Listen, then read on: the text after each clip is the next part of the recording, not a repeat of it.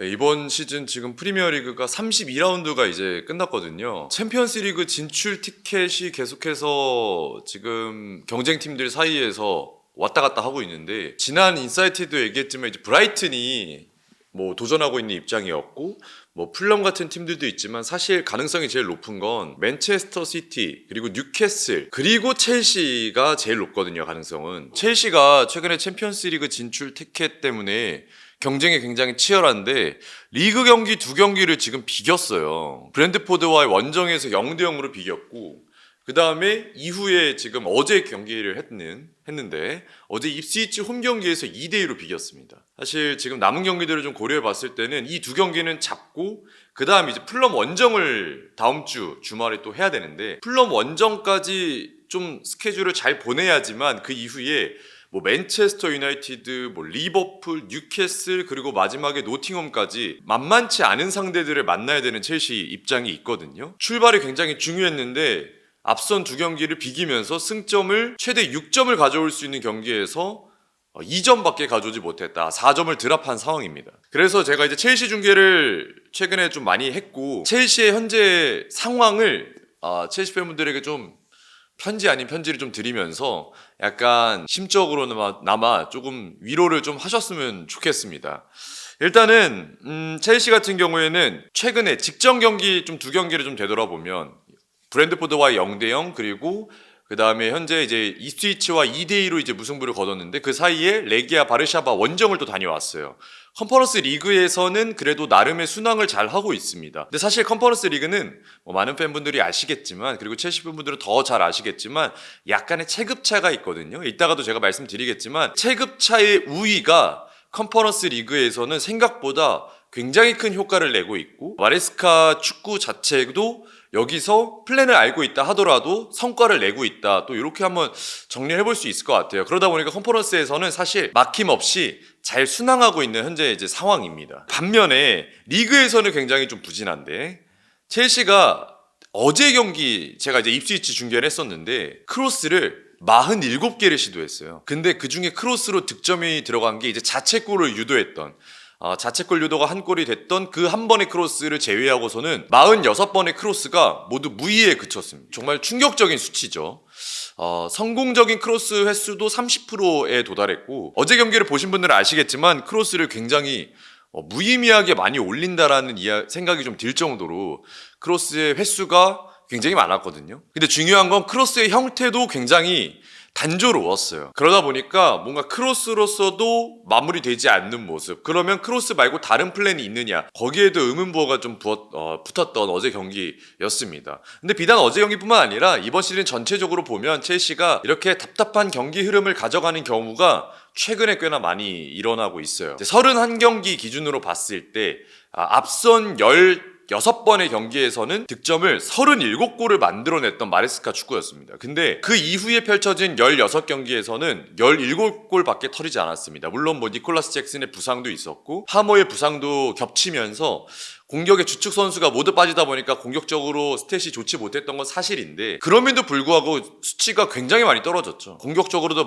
꽤나 많이 아쉬움이 자아내고 있는데 이거 왜 그런 거냐, 뭐 이런 얘기가 많아요. 그래서 저도 첼시 팬분들의 반응을 좀 살펴보고 뭐 팬카페, 뭐 커뮤니티 반응을 좀 봤습니다. 제가 생각했을 때를 한번 좀 말씀드려보고 싶습니다. 우선은 첼시가 이번 시즌에 마레스카 체제에서 가장 많이 이제 활용하고 있는 후방 빌드업은 많이들 아시겠지만 3-2 빌드업입니다. 마레스카 감독이 펩 과르디올라 감독의 수석 코치를 했을 때 이제 착안했다고 하는 3-2 빌드업을 본인이 감독을 하고 있는 현재 흐름에서도 그대로 가지고 와서 팀에 적용을 시키고 있고요. 3-2 빌드업이라고 하는 건 풀백 중에 한 명을 미드필더로 올리고 3선에서 미드필더로 봐줄 수 있는 선수를 한 명 더 2선으로 올리면서 센터백 2명과 혹은 왼쪽 풀백 혹은 오른쪽 풀백, 풀백 한 명이 이제 3백을 구성하고 거기서 중원에 미드필더 한 명과 풀백 한 명을 올리면서 3-2의 빌드업을 만들어내면서 후방에 5명의 숫자를 만듭니다. 그러면은 한 명이 전진하는 꼴이 되는 거라 결국에는 공격 지원에서 한 명이 더 늘어나게 되는 거예요. 그러니까 쉽게 말하면 이거의 궁극적인 목표는 공격 시에 한 명의 수적인 우위 상황을 만들기 위함입니다. 많은 팬분들이 잘 아시겠지만, 근데 첼시 입장에서 봤을 때 첼시 팬분들이 이 인버티드라는 단어만 들어도 최근에 화가 많이 나십니다. 그 이유는 이제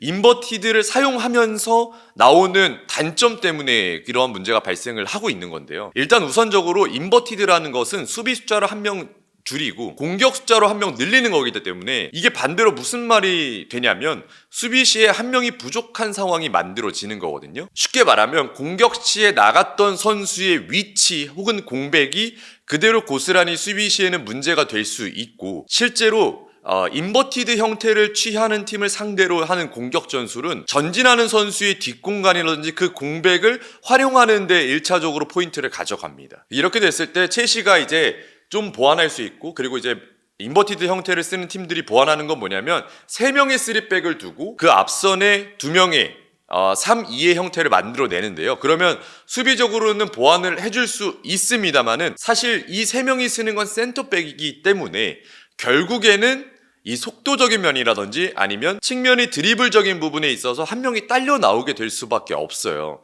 그러면 결국에는 수비적인 불안감은 포백을 쓸 때보다는 지울 수는 없습니다. 지울 수는 없고 오히려 리스크를 계속 안고 본인들이 원하는 축구를 지향해야 되는, 계속해서 이끌어 나가야 되는 그런 어떤 장단점이 있는 건데, 마레스카 감독은 이럼에도 불구하고 계속해서 3-2 빌드업을 추구를 하고 있고요. 어제 같은 경우에는 공격을 꽤나 많이 해야 되는 이제 0대2로 끌려가는 상황에서는 센터백을 2명을 세우면서 2-3 빌드업으로 바꾸긴 했어요. 이것도 큰 변화라고 볼 수는 없습니다. 왜냐면 3-2 빌드업에서 2-3 빌드업으로 가는 건 눈에 띄는 변화라고 말할 수 있는 건 아니고, 오히려 수비 숫자를 좀 늘리고 공격수를 한 명 더 늘리면서 더 큰 리스크를 발생하면서 공격적으로 한 명 더 추가하는 셈이 되는 건데요. 마레스카 감독이 시즌 초반에 득점력이 굉장히 좋았다는 말씀을 아까 드렸는데, 이런 것들이 마레스카 체제에서의 인버티드, 펩 과르디올라 감독도 인버티드를 쓰고 있지만, 그리고 아스날의 아르테타 감독도 현재 인버티드, 루이스 스켈리를 활용한 인버티드 룰을 쓰고 있지만, 각 팀의 인버티드 형태에 따라서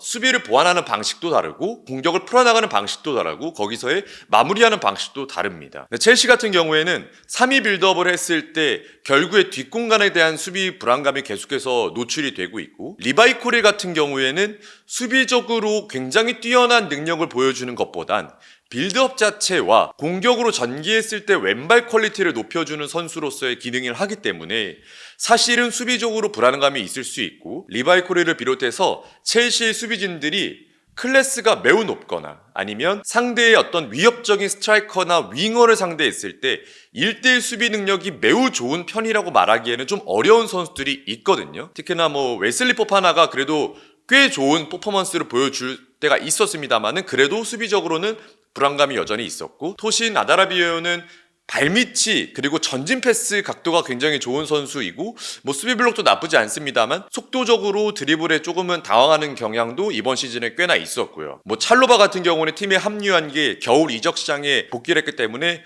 실은 전체를 봤을 때 평가하기 좀 어렵습니다만 찰로바는 공격 지원 시에는 또 매끄럽다고 말씀드리기 좀 어렵고, 그러니까 결국에는 지금 형태의 센터백들이 3-2 빌드업을 하는 거에 굉장한 메리트가 있느냐를 좀 봐야 되는데, 제가 생각했을 때는 큰 메리트가 있다고 판단되긴 좀 어렵거든요. 물론 빌드업 시에는 좋습니다만 빌드업 후에 혹은 수비 시에 수비로 전환이 됐을 때 약점이 계속 나오고 있고, 실제로 32라운드가 진행되고 있는 이 시점에서도 강등권 팀 입스위치에게도 실점을 하고 3-2 빌드업의 공수 전환이 되는 리스크가 계속 발생이 되고 있습니다. 결국에 그러면 3-2 빌드업을 바꿀 수 있는 기조가 있느냐가 이제 마레스카 감독의 생각 속에 있어야 되는데, 빌드업 구조를 바꿀 생각이 전혀 없어 보이고요.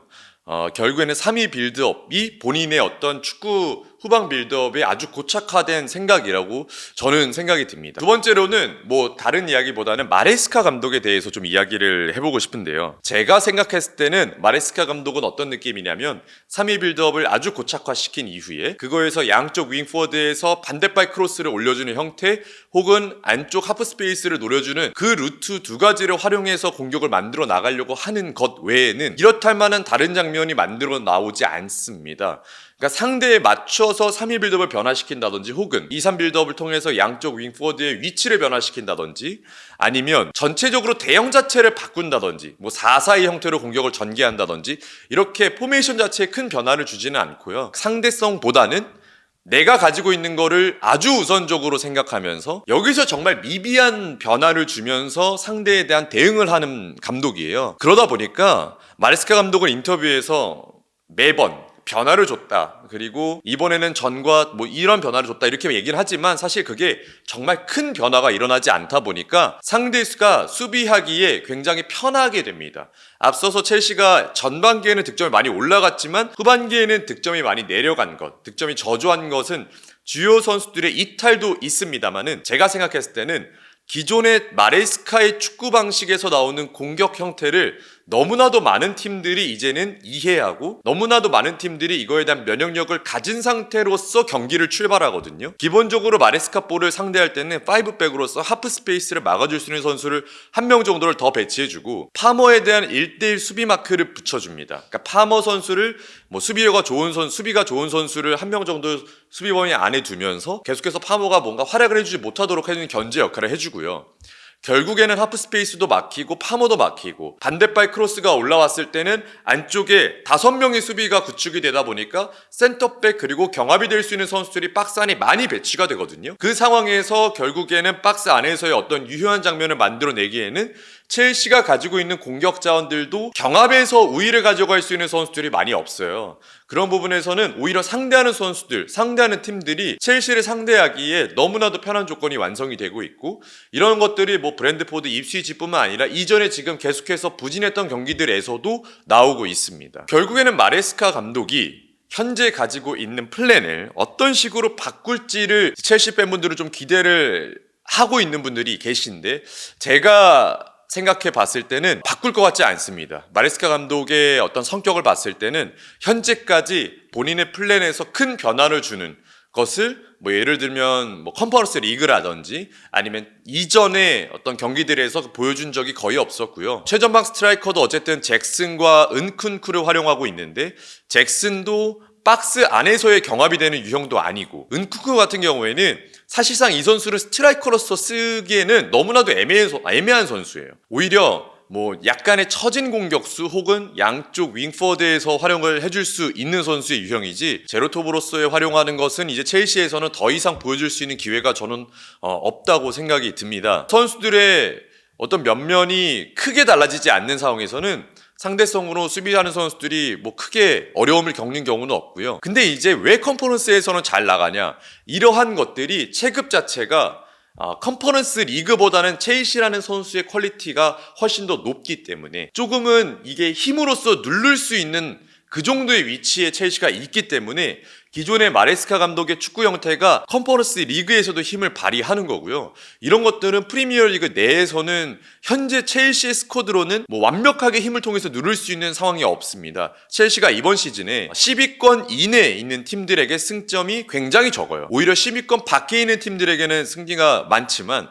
10위권 내에 있는 팀들, 그러니까 최근에 흐름이 좋다고 할 수 있는 팀들, 전술적으로 유동성이 좋은 흐름을 가지고 있는 이번 시즌의 팀들에게는 이렇다 할 만한 성과를 거의 만들고 있지 못합니다. 이것은 반대로 이야기하면 결국에는 이 플랜에 대해서 적재적소에 대응을 잘했던 팀들에게는 계속해서 성과를 내지 못하고 있고 이것은 비단 뭐 현재 10라운드, 20라운드를 치르고 있는 게 아니라 32라운드까지 지속이 되고 있는 첼시의 문제점이다. 이렇게 좀 말씀드릴 수 있을 것 같고요. 마레스카 감독은 제가 생각했을 때는 계속 주먹만 냅니다. 포스테코글루도 비슷하다고 생각이 들지만 마레스카 감독은 작은 주먹, 큰 주먹 그리고 뭐 약간 이런 사이즈에 대한 차이일 뿐이지 결국에 기본적인 틀은 유지가 되고 있거든요. 근데 저는 여기서 하나 말씀드리고 싶은 게 결국에는 인버티드 형태를 썼었고 여기서 풀백 인버티드가 아니라 센터백 인버티드로 썼던 본인의 스승인 과르디올라 감독에게 정답이 좀 있다고 생각해요. 과르디올라 감독은 이제 현재 인버티드도 쓰지만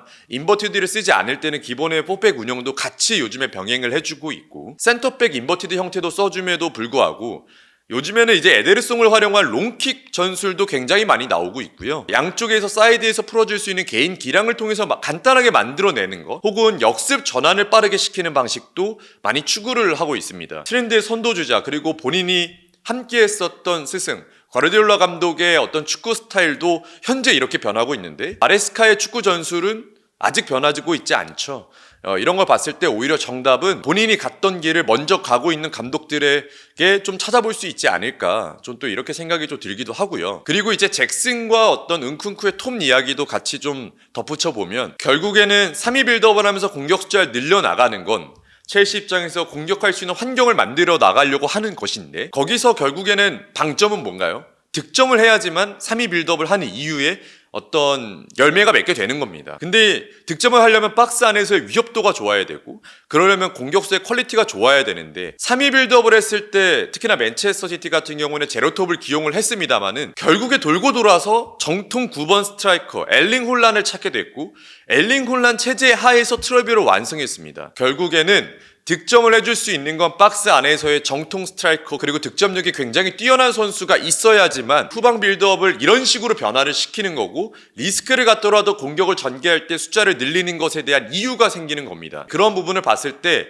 첼시도 최전방 스트라이커에 대한 변화를 이제는 조금 가져갈 생각을 해야 되지 않나. 결국에는 볼을 예쁘게 차려고 하는 것이 축구를 하려고 하는 것이 아니라 이런 리스크를 갖더라도 결과를 만들어서 승리를 하려고 하는 것이 축구를 하려고 하는 것인데 첼시는 기대 득점도 높고 슈팅도 많이 시도하고 유효 슈팅도 많이 나오지만 결국에는 매번 승리를 할 때도 있지만 무승부를 하지 못하고 패배하는 경우도 있는 것처럼 흐름이 굉장히 좋지 않은 이유에는 득점력 빈곤이 따를 수밖에 없습니다. 마지막으로 첼시의 마레스카 감독의 제가 생각했을 때는 또 아쉬운 점은 본인이 원하는 상황만 만들려고 하는 것인데요. 이거는 사실 경기 자체를 완벽하게 통제할 수 있을 때만 가능합니다. 사실 그걸 하기 위해선 가장 기본적인 전제 조건은 선수의 퀄리티가 상대 선수보다 압도적으로 우위에 있는 부분이 있어야 됩니다. 그래야지만 모든 부분을 컨트롤할 수 있고 거기서 변수가 없어지면서 상대적으로 강팀이 경기를 완벽하게 지배할 수 있는 흐름으로 갈 수 있는데 첼시 같은 경우에는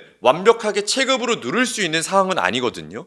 그러면 무슨 상황이 필요하냐면 본인이 원하는 상황이 아니더라도 다른 변수의 상황에서도 득점 혹은 공격으로 전개할 수 있는 플랜이 조금은 준비가 돼야 돼요. 그러니까 이런 거를 혹은 저희는 역습 찬스 혹은 세컨볼 찬스 원하지 않았지만 득점으로 연결되는 찬스 이런 것들이라고 불려지는데 공격을 너무나도 지공 상황으로만 전개하려고 한다든지 아니면 역습 찬스에서도 이렇다면 세부 전술이 아니라 측면에서 돌파를 한 이후에 계속해서 그냥 반대발 크로스 혹은 얼리 크로스 형태로만 득점을 마무리하려고 하는 형태 본인들이 준비한 거 외에 다른 플랜에서 득점이 나오려고 하지 않는 첼시의 의도가 보이는 전술들이 저는 첼시의 공격 흐름을 좀 방해하고 있고 이런 전체적인 시스템이 첼시 선수들의 퀄리티도 계속 낮추고 있다는 생각이 듭니다. 마레스카 감독은 결국에 현재 챔피언스 리그에 도전하고 있습니다. 글쎄요, 챔피언스 리그에 나갈 수 있을지 없을지 모르겠습니다만은 향후 일정이 그렇게 첼시에겐 녹록치 않은데요. 마레스카 감독의 경기 중에 전술 변화를 크게 가져가지 않는 성향이기도 하고